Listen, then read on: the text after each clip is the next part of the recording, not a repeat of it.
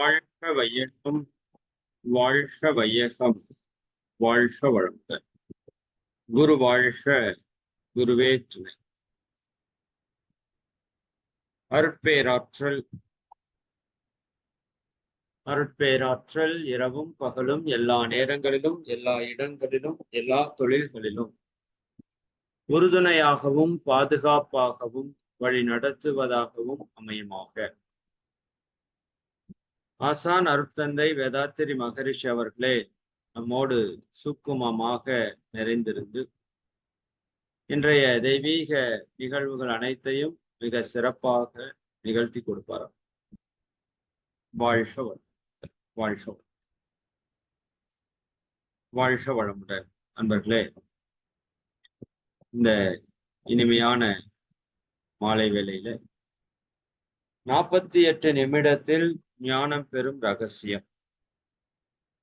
ரொம்ப மகிழ்ச்சி. ஏன்னா என்னைக்கும் வருகின்ற அன்பர்களை விட இன்னைக்கு கொஞ்சம் அன்பர்கள் அதிகமாக இந்த இடத்திலே நிறைந்திருப்பது அப்படிங்கிறது எதற்காக மகிழ்ச்சியை கொடுக்குது அப்படின்னா, ஞானத்தை பெறுவதற்கான ஒரு தேடுதலிலே நாம் எல்லாம் அதிக ஆர்வத்தோடு இருக்கிறோம் அப்படிங்கிறத இந்த அன்பர்களுடைய எண்ணிக்கை காட்டுகிறது. அதான் உண்மை. இப்ப ஞானம் என்பது மனிதனுக்குள் இருக்கிற ஒரு உள்ளார்ந்த தன்மையினுடைய ஒரு தேடுதல். நம்ம ஆத்மாவை உணர்வதற்கான ஒரு தேடுதல்.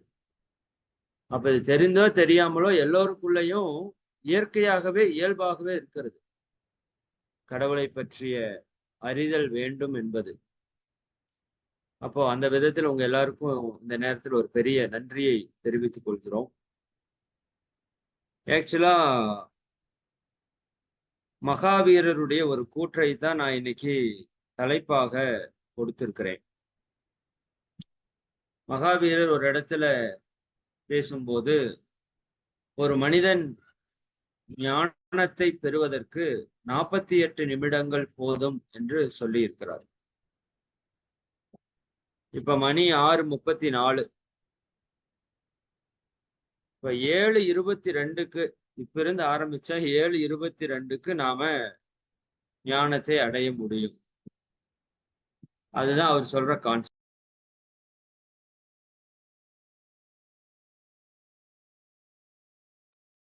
அப்ப நம்ம 7:22க்கு உள்ள இருக்கிற 170 பேரும்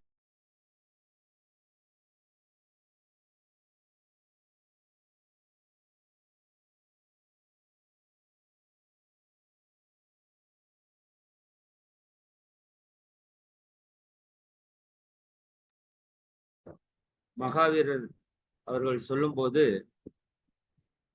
அந்த 48 நிமிடமும் நாம எப்படி இருந்தால் இறையுணர்வை பெற முடியும் என்பதையும் அவர் அந்த இடத்துல விளக்குகிறார். அப்ப அவர் கொடுக்கிற ஒரு மிகப்பெரிய ஒரு வழி என்ன அப்படின்னா, இந்த 48 நிமிடமும் நாம் விழிப்புணர்வோடு இருக்கணும் அப்படிங்கிறது தான் அவர் நமக்கு கொடுக்கிற ஒரு டார்கெட். 48 நிமிஷத்துல பெற்றலாம் ஞானம்.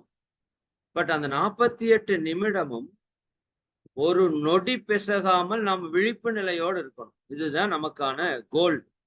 அப்படி வச்சுக்கோங்களேன்.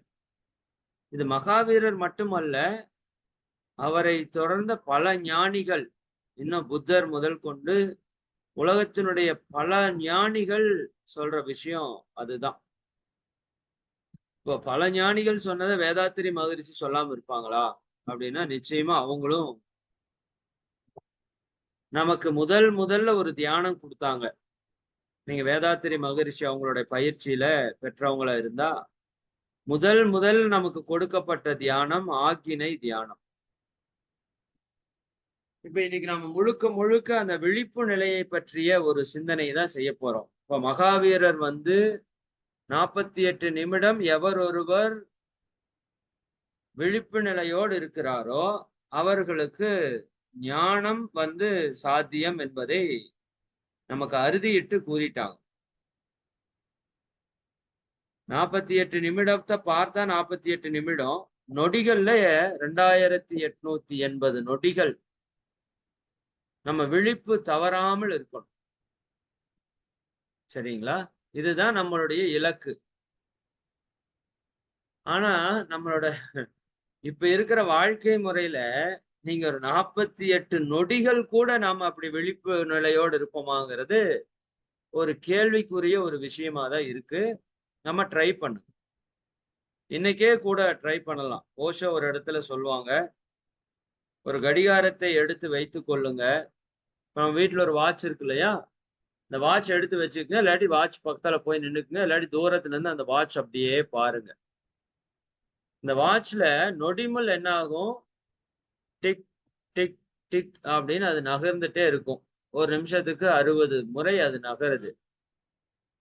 அதுல நீங்க 48 நொடிகள் நீங்க நகர்ற வரைக்கும் விழிப்புணர்வோட நீங்க கவனிச்சீங்கனாலே நீங்க பெரிய ஆள். சரிதாங்களா? உண்மையா சொல்றேன். அது நீங்க இன்னைக்கு நம்ம பேசுற விஷயம் ஒரு பிராக்டிகல் ஒரு செஷனா இதை நம்ம கொண்டு போனோம்னா, நிச்சயமா நமக்கு ஞானம் சாத்தியம்தான். சரிங்களா?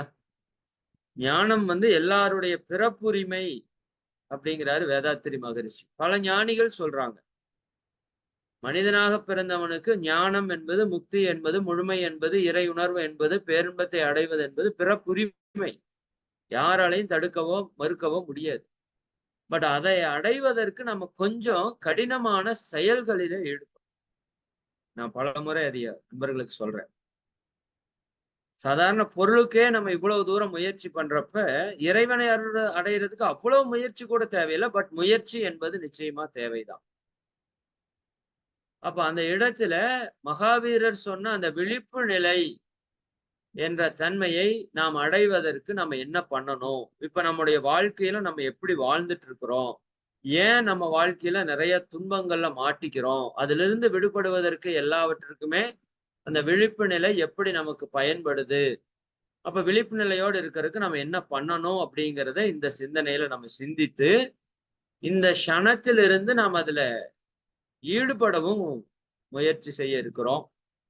அதனால நிச்சயமாக எல்லா மகான்களுடைய ஆசிகளும் நமக்கு இப்போ பரிபூரணமா கிடைத்திருக்கிறது. ஏன்னா, அந்த விழிப்பு நிலையை பற்றி நாம எண்ணுவதற்கே, சிந்திப்பதற்கே, அதை பற்றிய சிந்தனையை கேட்பதற்கே நமக்கு ஒரு பெரும் புண்ணியம் இருக்கணும்.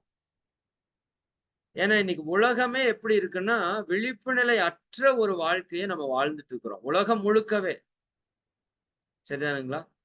உதாரணத்துக்கு சொல்லணும்னா, சாப்பிடுற யாருமே நம்ம சாப்பிடல. சரிங்களா? நான் அடிக்கடி சொல்றது உண்டு. சாப்பிடுறப்ப நம்மள நீங்க கவனிச்சு பாருங்களேன். நாம சாப்பிடுறோங்கிற ஒரு செயல்ல ஈடுபட்டு கொண்டிருப்போம். ஆனா அந்த மனதினுடைய இயக்கத்துல நம்ம கண்ட கண்ட சிந்தனைகளுக்குள்ள ஆட்பட்டிருப்போம். குளிக்கும்போது நம்மளை நம்ம கவனிச்சோம்னா, குளியல் என்பது ஒரு இயந்திரத்தனமாக நடந்து கொண்டிருக்கும். ஒரு மிஷினுக்கு ஒரு ஒர்க்க பண்ணி விட்டுட்டு நாம வேற வேலையை பார்த்துட்டு இருக்கிற மாதிரி, பல்லாண்டு காலம் குளித்த அந்த பதிவு நம்ம உடல்ல குளியல் அப்படிங்கிற ஒரு செயலை நிகழ்த்தி கொண்டிருக்கோம். நாம எங்கேயாவது ஊர் சுத்திட்டு இருப்போம். இன்னும் ஒரு படி மேல போனோம்னா, மனம் எங்காவது ஊர் சுத்திட்டு இருக்கும். நாம விழிப்புணர்வு அற்ற தன்மையில இது ஓஷோ கொஞ்சம் கடுமையாக சொல்லுவாரு. மனுஷன் பிறந்ததுல இருந்து சாகர வரைக்கும் அவன் தூங்கிட்டே தான் இருக்கிறான் பாரு. இப்ப இரவு எப்படி கனவு நமக்குள்ள ஓடிக்கொண்டே இருக்கிறதோ, அப்படி பகல்லையும் நம்ம கனவுல தான் இருக்கிறோம் அப்படின்னு அவர் சொல்றாரு. நாம விழிப்புணர்வற்ற நிலையில் இருப்பது எல்லாமே கனவில் வாழக்கூடிய வாழ்க்கை தான். அதனாலதான் சொல்றாங்க, ஞானத்தை அடையும் போது நமக்கு அந்த உண்மையான வாழ்க்கை என்னங்கிறது ஒரு புரிதலுக்கு வரும். அந்த உண்மையான வாழ்க்கை என்பது பேரானந்தமயமானது. அது நம்ம இப்ப யாருக்குமே தெரியாது. ஏன்னா நம்ம எல்லாருமே ஒரு தூக்கத்துல தான் இருக்கோம்னு ஓஷோ கொஞ்சம் கடினமா சொல்லுவாரு. அது உண்மை கூட தான். நீங்க யோசித்து பாருங்களேன். இப்ப நம்ம வண்டி ஓட்டும்போது, நம்ம வண்டியவா ஓட்டுறோம்? சரிதாங்களா? முதல் நாள் வண்டி ஓட்டும்போது முழு கவனத்தோடு ஓட்டுவோம். கிளட்ச் எப்படி பிடிக்கணும்? பிரேக் எப்படி பிடிக்கணும்? பெடல் எப்படி பண்ணணும், அந்த பக்கம் வண்டி சாஞ்சிடக்கூடாது, விழுந்துடக்கூடாது. அப்படியே முழு கவனம் அதுல இருக்கும். பட் ஒரு 10 நாள் ஓட்டி பழகிட்டோம்னா, மொத்த விழிப்பு நிலை அற்றவர்களாக நம்ம மாறிவிடுவோம். அப்புறம் கை பாட்டுக்கு எக்ஸிலேட்டர் குடுக்கும். கை பாட்டுக்கு 2 கையும் திருப்பும். சரிதானுங்களா? ஆ அந்த ரூட் பழக்கமான ரூட்டா இருந்ததுன்னா, இந்த சந்தைக்கு போற மாடு மாதிரி நான் சொல்லியிருக்கிறேன். நாங்க முதல்ல சந்தை கடைக்கு போவோம். அந்த மாட்டுக்கு 7 நாளுக்கு 7 ஊர் சந்தை பழக்கம். புதன்கிழமை இந்த ஊருக்கு போகணும்னு அந்த ரூட்ட எடுத்து விட்டுட்டோம்னா, நானும் எங்க அப்பாவும் படுத்து தூங்குவோம். அந்த மாடு அந்த சந்தையில போயி எங்க கடைக்கு முன்னாடி போய் நிக்கும். அது மாதிரி சரிங்களா? நாமளும் என்ன பண்றோம்? காலையில இருந்து செய்யக்கூடிய எல்லா செயல்களுமே மனுஷன் ஒரு மிஷின் மாதிரி நம்ம வேலை செய்றோம். சரியாங்களா? ஒரு இயந்திரம் எப்படி சொன்னா வேலைய செய்யுதோ, அந்த மாதிரி நம்ம குளிக்கிறப்போ ஒரு மிஷின் மாதிரி இருக்கிறோம். சாப்பிடுறப்போ ஒரு மிஷின் மாதிரி இருக்கிறோம். சரிதாங்க. எல்லா செயல்லயுமே ஒரு செயலை பெர்ஃபெக்ட்டா, திறமையா செய்யக்கூடிய ஒரு மிஷினா மனிதனான நாமெல்லாம் மாறிட்டோம். அப்ப விழிப்புணர்வு அப்படிங்கிறதே இங்க இல்ல. ஒரு இடத்துல என்னுடைய ஒரு ஆழமான புரிதல்ல, இந்த உலகத்துல அத்தனை பாவங்களும் எங்க நடக்குது அப்படின்னா, விழிப்புணர்வற்ற தன்மையில தான் நடக்குது. நல்லா புரிந்து கொள்ளுங்க. இந்த உலகத்துல நடக்கிற அத்துணை பாவங்களும், குற்றங்களும், துன்பங்களும், கோபத்திலிருந்து கொலை வரைக்கும் வச்சுக்கோங்களேன். விழிப்புணர்வற்ற தன்மையில தான் நம்ம அத்தனை பாவங்களையும், தவறுகளையும் செய்யறோம். அப்ப விழிப்புணர்வோட நீங்க யாராச்சும் மேல கோபப்பட முடியுமா? சிந்திச்சு பாருங்களேன். கோபத்தை தவிர்ப்பதற்கு நம்ம நெறைய பிராக்டிஸ் பண்றோம். அதுல மகரிஷி என்ன சொல்றாங்க? அந்த க்ஷணத்துல நம்ம விழிப்புணர்வா இருக்கிறதுக்கான பிராக்டிஸ் எடுங்க அப்படின்னு சொல்றாங்க. அப்ப நம்மகிட்ட இருக்கிற எல்லா கெட்ட குணங்களையும் மாற்றி அமைப்பதற்கு ஒரு பக்கம் நம்ம செயல் செய்தாலும், அந்த அத்தனை செயலினுடைய சாராம்சம் எதுவா இருக்குன்னு பார்த்தோம்னா, நம்ம அவேர்னஸா இருக்கிறது ஒண்ணுதான்.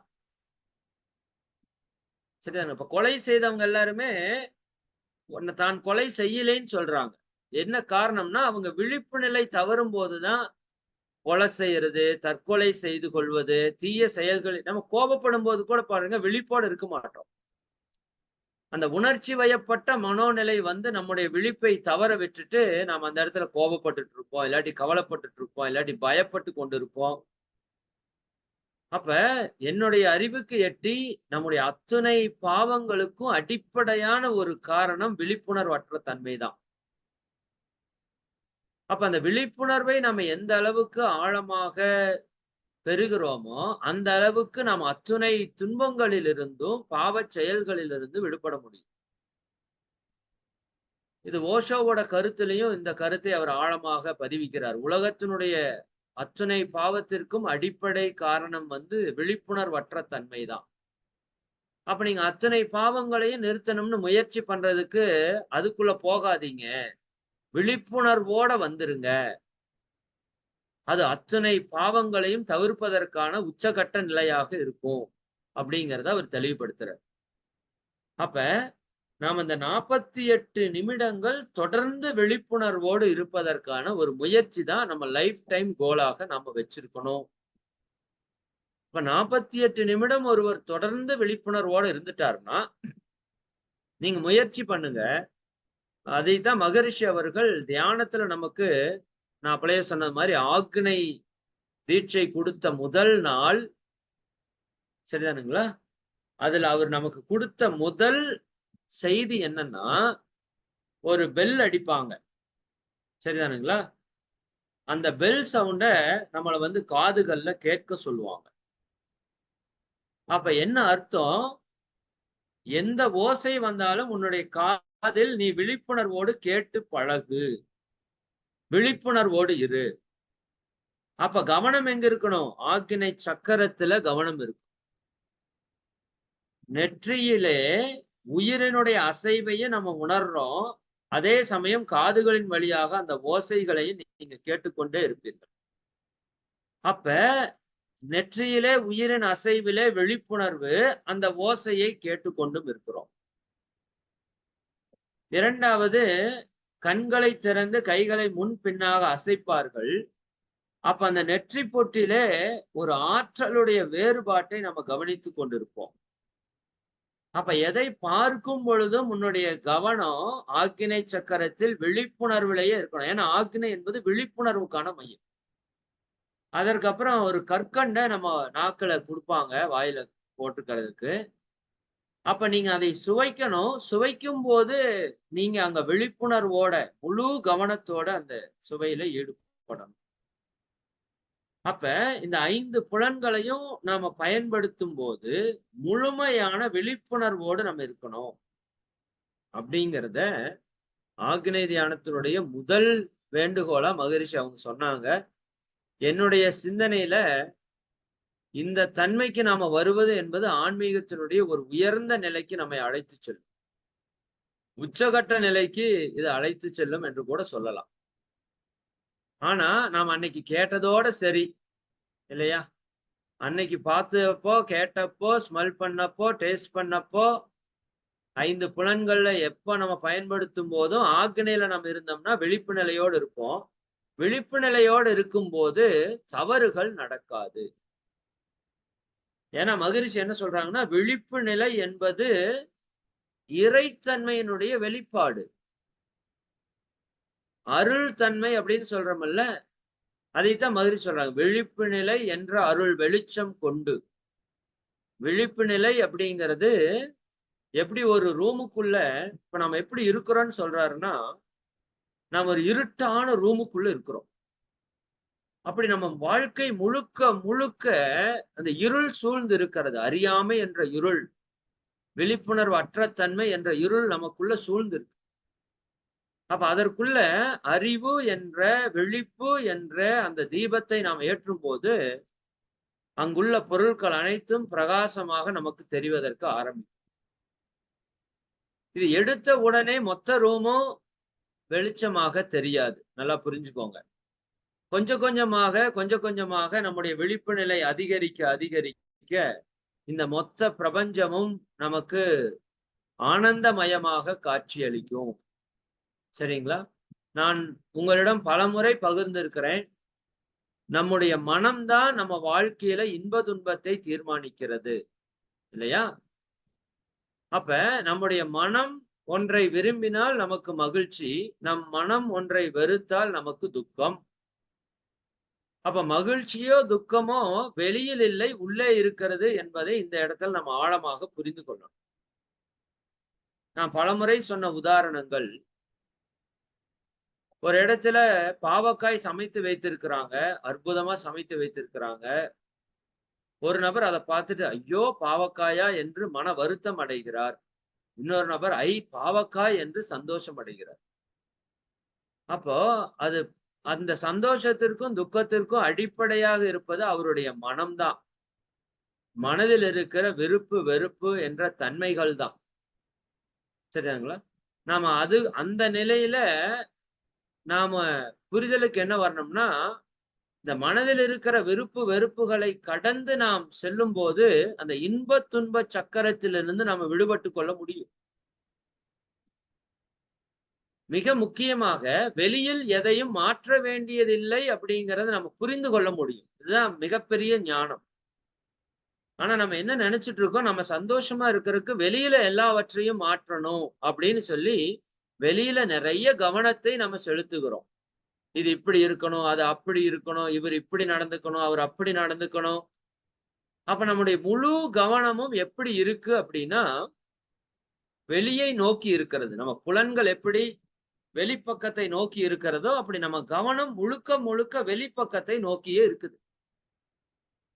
இப்ப நம்ம அது என்ன பண்ணணும் அப்படின்னா, அந்த விழிப்பு நிலையை மகாவீரர் சொன்ன 48 நிமிட 2880 நொடி தொடர் விழிப்பு நிலையை நாம பெறுவதற்கு முதல் விஷயமா நாம செய்ய வேண்டியது நம்மை நாமே கவனிக்க வேண்டும். நாம் பிறரை கவனிப்பது போல என்னை நானே முழுமையாக கவனிக்க வேண்டும். சரிங்களா? இதுதான் விழிப்பு நிலையோட துவக்கம். நமக்கு அந்த விழிப்பு நிலை வராத வரைக்கும் நம்முடைய வாழ்க்கை வாழ்க்கையே அல்ல என்பது மகான்களுடைய தீர்ப்பு. இப்போ புத்தர்கிட்ட போய் கேட்பாங்க, நீங்க ஏன் கடவுளை பற்றி பேசுவதே இல்லை அப்படின்னு. புத்தர் சொல்றாரு, எல்லாருமே தூங்கிட்டு இருக்கிறான். எல்லாருமே தூங்கிட்டு இருக்கான். அவன முதல்ல தூக்கத்திலிருந்து எழுப்பணும். அப்புறம் தான் அவனுக்கு கடவுள் தன்மையை பற்றி பேசி புரிய வைக்க முடியும்.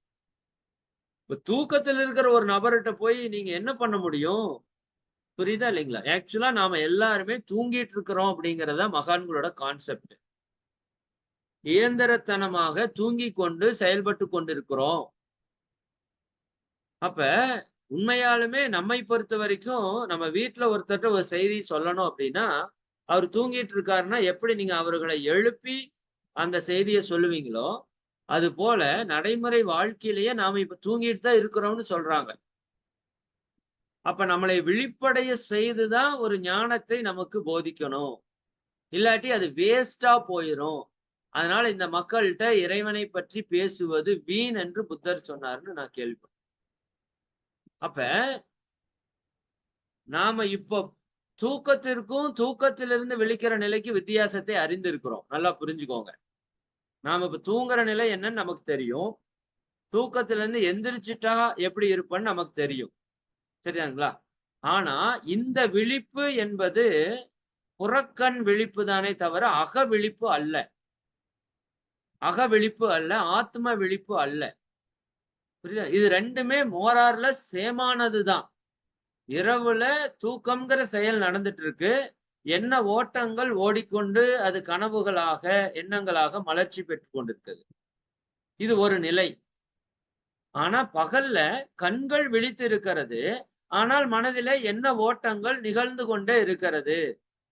இது சரியான நான் சொல்றேனேன்னு அப்படியே ஏற்றுக்கொள்ள வேண்டாம். நீங்க சிந்தனைக்கு எடுத்துக்கோங்க. தியானத்துல உட்கார்றது விழிப்பு நிலையை பெறுவதற்காக. ஏன் தியானம் தியானம்னு இவ்வளவு தூரம் முக்கி முக்கி சொல்றோம்? காலையில வாங்க, மாலையில வாங்க, மத்தியானத்துல பண்ணுங்க தியானம். ஏன்னா தியானம் ஒன்றுதான் நாம விழிப்புணர்வை பெறுவதற்கான ஒரே வழி. மற்ற என்ன வேணா நீங்க பேசலாம். பேசுறது அற்புதமா இருக்கும். விழிப்பு நிலை அடையிற மாதிரியே ஒரு உணர்வா இருக்கும். பட் பிராக்டிகலா நமக்கு ஒரே வழிதான் தியானம் தான். தியானத்தை தவிர வேற வழியே கிடையாது விழிப்புணர்வை பெறுவது. ஆக்சுவலா தியானத்திற்கு ஒரு பேர் வைக்கணும்னா விழிப்புணர்வை பெறுவதற்கான ஒரு முயற்சி, பயிற்சின்னு சொல்லலாம். சரியா? தியானம் என்பதே விழிப்புணர்வுக்கான ஒரு செயல் தான். அப்ப தியானத்துல நம்ம என்ன பண்றோம்? ஆக்ஞையில கூர்ந்து கவனிக்கிறோம். ஒரு 10 செகண்ட், 20 செகண்ட் கவனிச்சா, இந்த மனசு இரவுல கனவுல போன மாதிரி இது ஒரு பக்கம் எண்ண ஓட்டங்கள்ல ஓடுறதுக்கு ஆரம்பிக்குது. அப்ப அந்த எண்ணத்திற்கு பின்னாடியே நாமளும் போய் அந்த கனவு கூட சேர்ந்து கூத்தடிச்சுட்டு, அப்புறம் கொஞ்ச நேரம் கழிச்சு ஆசிரியர் ஆக்கினை அப்படின்னு சொன்னா, ஓ! அடடா! நம்ம தவம் பண்ணிட்டு இருக்கோம்ன்ட்டு அங்க வர்றோம். இது வர்ற ஆளு கொஞ்சம், வராத ஆளு இன்னும் நெறைய. நெறைய பேரு அந்த கடைசி பாட்டு, என்ன பாட்டு? மழை வாழ்த்து சொல்றப்ப எல்லாரும் உள்ள வந்துருவாங்க. நம்ம கான்ஷியஸ்ல பதிஞ்சிருச்சு. மழை வாழ்த்துனா தியானம் முடிக்க போறான் அப்படின்னு. புரியுதா இல்லைங்களா? அப்ப நம்மளோட கவனம் எந்த அளவுக்கு இருக்குது அப்படிங்கிறத நம்ம அடிக்கடி சோதனை செய்து பார்ப்போம். ஏதோ தியானம் பண்றோம். பல ஆண்டுகளாக முயற்சி பண்ணி தியானம் பண்ணிட்டே இருக்கிறோம்னா, அதனுடைய வெற்றி நம்ம எந்த அளவுக்கு அடைஞ்சிருக்கிறோம். சரிங்களா? அப்ப வெற்றி என்பது என்ன? பல்வேறு விதமான வெற்றிகள் தியானத்தில் இருந்தாலும், உச்சகட்டமான வெற்றி என்பது விழிப்பு நிலையோட நம்ம எவ்வளவு நேரம் இருந்தோம். ஆனா நிச்சயமா நம்ம நெறைய வெற்றி பெற்றிருக்கிறோம்.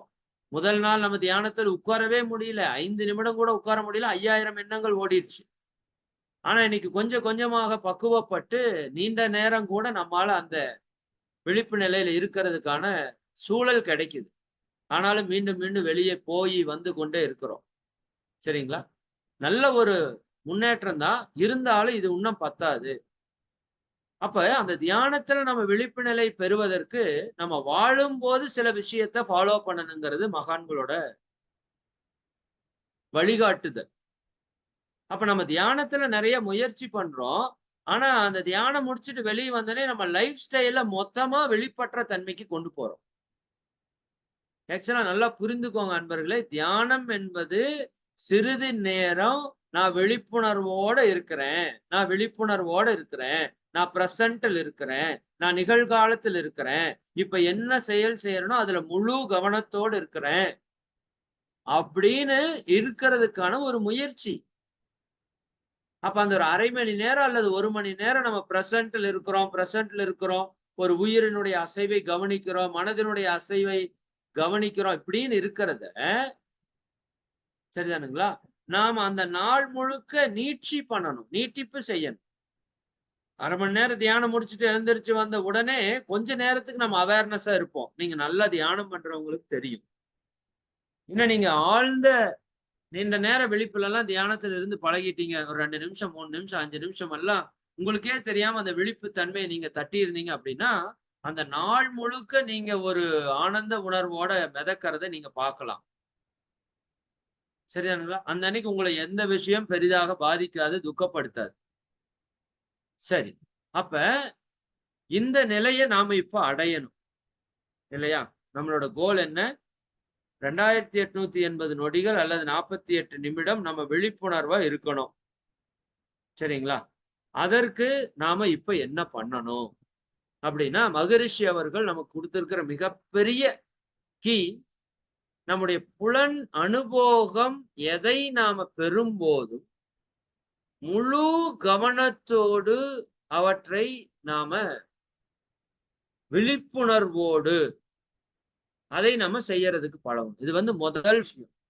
உதாரணத்திற்கு நான் இப்ப பேசிக் கொண்டிருக்கிறேன் அப்படின்னா, 100% என்னுடைய கவனம் நான் பேசுறதுலயே இருக்கணும்.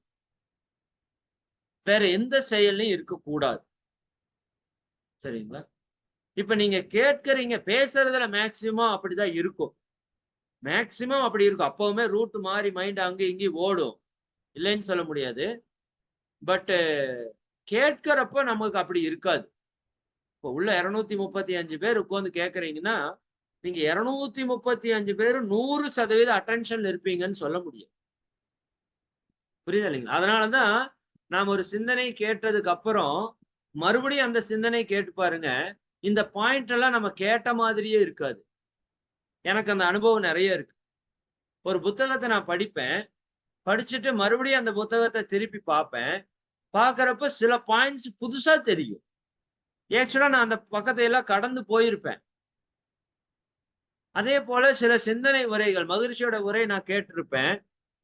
கேட்டுட்டு இருந்துட்டு, சரி மறுபடியும் இந்த ஒரு உரைய கேட்கலாம் அப்படின்னா, சில பாயிண்ட்ஸ் வந்து புதுசா மகிழ்ச்சி பேசுற மாரி இருக்கும். ஆனா அந்த உரைய நான் கேட்டிருக்கிறேன். அப்ப என்ன இல்ல, நான் அந்த க்ஷணத்துல விழிப்போட இருந்து அந்த விஷயத்த கிரகிக்கல, உணரல. நீங்க உண்மையாலுமே பாருங்க, எந்த செயலையுமே நம்ம விழிப்போட செய்யறதில்ல. ஒரு செருப்பு விடுறத எடுத்துக்கோங்க. இப்ப நீங்க கரெக்ட்டா கண்ண மூடி 1 செகண்ட் யோசிச்சு பாருங்களேன். உங்களுடைய செப்பல எந்த நேரத்துல, எந்த இடத்துல, எந்த பொசிஷன்ல நீங்க விட்டுட்டு வந்தீங்க? இப்ப கடைசியா. ஒருத்தர் காலையில விட்டுருக்கலாம், ஒருத்தர் மதியானம் விட்டுருக்கலாம், ஏன் ஒருத்தர் இப்ப வந்து விட்டுருக்கலாம்.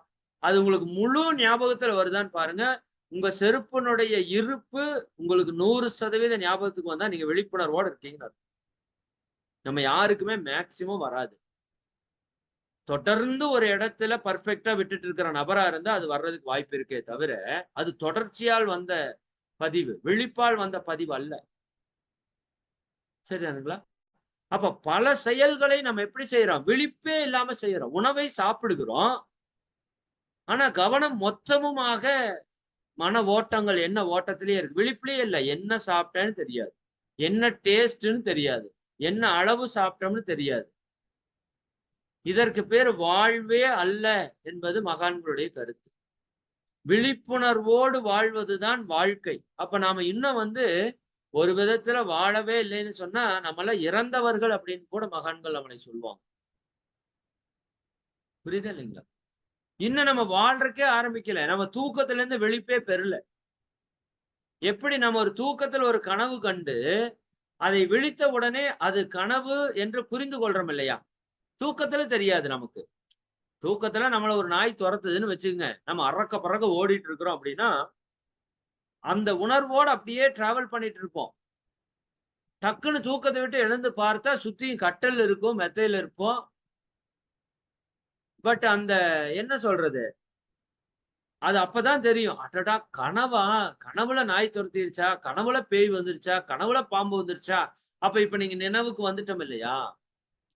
இப்ப அது நம்மளை ஒரு பெரிய பாதிப்பு பண்றதில்ல இல்லையா? அதே போல நல்லா புரிஞ்சுக்கோங்க. அதே போல இப்ப நம்ம வாழ்ந்து கொண்டிருக்கிற வாழ்க்கையும் ஒரு கனவு வாழ்க்கை தான். மகான்களை பொறுத்தவரைக்கும். அப்ப நாம அந்த கனவுலகத்துல இருந்து நார்மலா முழிச்சு வர்றப்ப எப்படி ஒரு டிஃபரன்ஸ ஃபீல் பண்ணி, அது ஒன்றுமற்ற ஒரு நிலை, இதுதான் உண்மை என்று புரிகிறோமோ, அது போல இப்ப வாழ்ந்து கொண்டிருக்கிற நிலையும் ஒரு கனவு நிலைதான். புரியுதுங்களா? இதை கடந்து விழிப்புணர்வோடு நம்ம இருக்கிறது தான் உண்மையான விழிப்பு நிலை என்பது நமக்கு எப்போ தெரியும்னா, எப்படி தூங்குனவன் எந்திரிச்சா அது விழிப்பு, இது கனவுன்னு புரிஞ்சுக்கிறானோ சாதாரண நிலையில, அது போல நாம எப்பொழுது முழு விழிப்பு நிலையை அச்சீவ் பண்றோமோ, அடையிறோமோ, அப்பொழுதுதான் புரியும். இப்ப வாழ்ற வாழ்க்கை ஒரு கனவு வாழ்க்கை. ஒரு அர்த்தமற்ற வாழ்க்கை. சரிதானுங்களா? ஒரு ஞானமற்ற வாழ்க்கை. இத்தன நாள் இந்த வாழ்க்கைய நான் வீணாக்கிட்டேனே! அப்படிங்கிற ஒரு புரிதல் வரும். சில மகான்கள் பேசுறது கேட்டீங்கன்னா, நமக்கு குற்ற உணர்வே வந்துரும். அந்த அளவுக்கு தான் அவங்க அதை பேசி வச்சிருக்காங்க. சரி, அதற்குன்னு நாம குற்ற உணர்வுக்கு வர வேண்டிய அவசியம் இல்ல. நெறைய பேர் என்கிட்ட சொல்லுவாங்க, "தியானமே வரமாட்டேங்குது, தியானமே வர" நீங்க அப்படி நெனைக்காதீங்க. அப்படி நெனைக்காதீங்க. தியானம்னா அப்படித்தான்னு புரிஞ்சுக்கோங்க. எடுத்தோனே வந்தா அதுக்கு பேரு தியானம் அல்ல. சரிதானே? எடுத்தோனே வந்தா அதுக்கு பேரு தியானம் அல்ல. ஏன்னா, பல 1000 ஆண்டுகளாக இந்த மனதினுடைய எண்ண ஓட்டங்கள்லயே நம்ம பழகிட்டோம். அந்த வழியிலேயே பழகிட்டோம். இப்ப முதல் முறையாக அந்த மனதினுடைய ஓட்டங்கள்லிருந்து நம்முடைய ஓட்டத்திற்கு அதை திருப்புறோம். நாம சொல்ற வேலைய அதை செய்ய வைக்கிறோம். அப்படிங்கிறப்ப அதற்கு கொஞ்சம் நாள் எடுக்கும், நேரம் எடுக்கும். அதை முதல்ல நம்ம புரிந்து கொள்ளணும். ஆனா நெறைய பேரு குற்ற மனப்பான்மை, தாழ்வு மனப்பான்மைக்கு வந்துரும். இந்த விழிப்பு நிலைக்கு போறப்ப நமக்கு ஒரு பெரிய பிரச்சனை என்னன்னா, இந்த ஆங்கில மருத்துவம் போய் போய் பழகுனதுனால எல்லாமே இன்ஸ்டன்ட்டா வந்து வந்து நம்ம பழகிட்டோம். இன்னைக்கு மொபைல் ஃபோன் வந்துருச்சு. எல்லாமே இன்ஸ்டன்ட். டக்கு, டக்கு, டக்கு, டக்குன்னு ஆர்டர் பண்ணா 10 நிமிஷத்துல சோறு வரணும். சரியா? சமையல் கட்டுக்கு போனா 2 நிமிஷத்துல நூடுல்ஸ் ஆகணும். இப்ப சீக்கிரம் சாகணும். சீக்கிரம் வாழணும். அப்படிங்கிற ஒரு தன்மைக்கு வந்துட்டோம். அப்ப தியானம் பண்ணா உடனே நமக்கு தியானம் கிடைச்சிரணும். உடனே ஞானம் கிடைச்சிரணும். உடனே நம்ம ஞானி ஆயிரணும். சரிதானே? இது இயற்கைக்கு பொருத்தம் அல்ல. சரிதானே? இயற்கை அதனோட ப்ராசஸ பொறுமையா, அழகா, அற்புதமா வடிவமைச்சு வந்திருக்கு. சரிதானுங்களா? இங்க ஆத்திரப்படுறதுலயோ, அவசரப்படுறதுலயோ பிரயோஜனம் இல்ல. அப்ப நம்ம தியானம் என்பது என்ன? நம்ம விழிப்புணர்வுக்கு 100% வரும்போது, நம்மை நாமே உணரக்கூடிய ஒரு தன்மைக்கு வருவோம். அதைத்தான் தன்னுணர்வு என்று ஓஷோ சொல்றாங்க. இறையுணர்வு என்று மகரிஷி சொல்றாங்க. 2 ஒண்ணு தான். தன்னுணர்வு வேற, புத்த தன்மை வேற, இறையுணர்வு வேற, முக்தி வேற, ஞானம் வேற, மோட்சம் வேற அல்ல. அந்த உணர்வு தன்மையில கொஞ்சம் கொஞ்சம் வேறுபாடு இருக்கலாமே ஒழிய, பட் அந்த உணரக்கூடிய நிலை என்ன? சரிதானே? கடல நீங்க எந்த பக்கம் போய் அள்ளி குடிச்சாலும் என்னதான்? உப்பு தண்ணி தான். டேஸ்ட் ஒண்ணு தான். சரி, அதுபோல எல்லா மதங்கள், எல்லா தியான முறைகள் எல்லாத்தினுடைய முடிவு நிலை எங்க போகுது அப்படின்னா, அந்த ஞானத்தை அடையறதுல தான் இருக்கு. அதற்கான ஒரே வழி விழிப்புணர்வு தான். மகரிஷி சொல்றாங்க, "விழிப்பு நிலை என்ற அருள் வெளிச்சம் கொண்டு" விழிப்பு நிலை என்ற அருள் வெளிச்சம். அது சாதாரண வார்த்தை அல்ல. வெறும் வெளிச்சம்னு சொல்லல. விழிப்பு நிலைங்கிறப்ப மட்டும் தான் நீங்க நீங்களாக இருக்கிறீர்கள். நீங்கள் யார்? இறைவன் தான். அருள் என்பது இறைவனுடைய ஆற்றல். அப்ப விழிப்போடு இருக்கும்போது தான் நாம இறைத்தன்மையோடு இருக்கிறோம் என்று அர்த்தம். கடவுள் தன்மையோடு இருக்கிறோம் என்று அர்த்தம். அப்ப பாருங்க, அன்பு தானாக நிகழும், பொறுமை தானாக நிகழும், பரிவு தானாக நிகழும், கருணை தானாக நிகழும். சரிதானா? பிறர் துன்பம் போக்குற செயல் தானாக நிகழும் விழிப்பு நிலையில. விழிப்பு நிலை அற்ற தன்மையில தான் அத்தனை துன்பங்களும் நிகழும். அப்ப விழிப்பு நிலை என்ற அருள் வெளிச்சம் கொண்டு விருப்பு, வெறுப்பு எனும் சுழலில் அலை மனதின் எப்படி அந்த மனசு எப்படி அலைஞ்சுட்டே இருக்குங்க? விருப்பு, வெறுப்பு என்ற அந்த சுழலிலே அலைந்து கொண்டே இருக்கிறது. ஆமா, நம்ம ஒன்னா விருப்பத்தில் இருப்போம், இல்லாட்டி வெறுப்பில் இருக்கிறோம். நல்லா கவனித்து பாருங்க. நிகழ்காலத்தில் இருப்பவர்கள் விருப்பு வெறுப்பிற்கு அப்பாற்பட்ட நிலையில் இருப்பாங்க. ஒரு அமைதி நிலையில, ஒரு ஆனந்த நிலையில வாழ்வோம். ஆனா நம்ம அப்படி இல்ல. அப்ப விழிப்பு நிலை அற்ற தன்மையில விருப்பு வெறுப்புகளோடு நாம் அலைந்து கொண்டிருக்கிறோம். அந்த அழுக்கு அற தற்சோதனையில் முனைந்திடுங்கள் அப்படின்னு சொல்லுவார் மகரிஷி. சரி, அதற்காகத்தான் விழிப்பு நிலை பெறுவதற்கு தான் தற்சோதனை பயிற்சியினுடைய ஒரு மிக முக்கியமான நோக்கம் விழிப்புணர்வோடு நம்ம இருக்கிறது தான். அப்ப தற்சோதனையில என்ன சொல்றார் மகரிஷி? நீ இன்று காலை முதல் மாலை வரை எந்த இடத்துல எல்லாம் விழிப்பு தவறி இருக்கிறாய், எங்கெல்லாம் நம்ம துன்பப்பட்டிருக்கிறோமோ, பிறருக்கு துன்பம் கொடுத்திருக்கிறோமோ, அதெல்லாம் நம்ம விழிப்பு தவறிய நிலை. அப்ப அந்த இடத்தை எடுத்து சிந்தி, இந்த இடத்துல நான் விழிப்புணர்வு தவறி ஒருத்தரை திட்டிவிட்டேன், இந்த இடத்திலே நான் விழிப்புணர்வு தவறி நீங்க கவலைப்படுறது கூட விழிப்புணர்வற்ற நிலைதான். சரிதானுங்களா? நீங்க கவலைப்பட வேண்டிய அவசியம் இல்லை. நீங்கள் பயப்பட்டால் விழிப்புணர்வு அற்ற நிலையில் இருக்கிறீர்கள்னு அர்த்தம். சரியா? அப்ப எல்லா தீய தன்மைக்கும் அடிப்படை என்ன? விழிப்புணர்வு அற்ற தன்மை. அப்ப தற்சோதனையில என்ன பண்ணணும்? நம்ம எந்த இடத்துல எல்லாம் விழிப்புணர்வு அற்ற நிலையில இருந்தோம் அப்படிங்கிறத சிந்தித்து, நாளை அந்த இடத்திலே விழிப்புணர்வோடு இருப்பதற்கான ஒரு முயற்சி. மொத்தமாக விழிப்புணர்வோடு இருக்கிறது தான் உச்சகட்ட முயற்சியா இருந்த போதும், குறிப்பிட்ட இடத்திலே நாம் அந்த கவனத்தோடு இருப்பதற்கான ஒரு முயற்சி தான் தற்சோதனை அப்படிங்கிறது. அப்ப நாம விழிப்புணர்வோடு இருந்தோம் அப்படின்னா நம்ம வாழ்க்கை எப்படி இருக்கும்னா, ஒரு தெய்வீகமான வாழ்வாக, ஒரு இனிமையான, இதமான, யோகமான, ஒரு மகிழ்ச்சியான, ஒரு ஆனந்தமான வாழ்வாக இருக்கும் அப்படிங்கிறது மகான்களுடைய நிலைப்பாடு. இந்த இடத்துல ஓஷோ ஒரு இடத்துல என்ன சொல்லுவாங்கன்னா, நீங்க விழிப்பு நிலையோடு இருந்தீங்கன்னா கெட்டதை எல்லாம் நீங்க தானாக விட்டு விடுவீர்கள், நல்லதை எல்லாம் நீங்க தானாக செய்து விடுவீர்கள். இப்ப நம்ம நிறைய நேரத்துல நம்ம நல்லதுன்னு நினைக்கிறத செய்ய முடியறது இல்ல, கெட்டதுன்னு நினைக்கிறத விட முடியறது இல்ல. அதற்கு என்ன காரணம் என்று சிந்தித்து பார்த்தோம்னா, அதற்கு முழு காரணமாக இருப்பது விழிப்புணர்வு அற்ற நிலைதான்.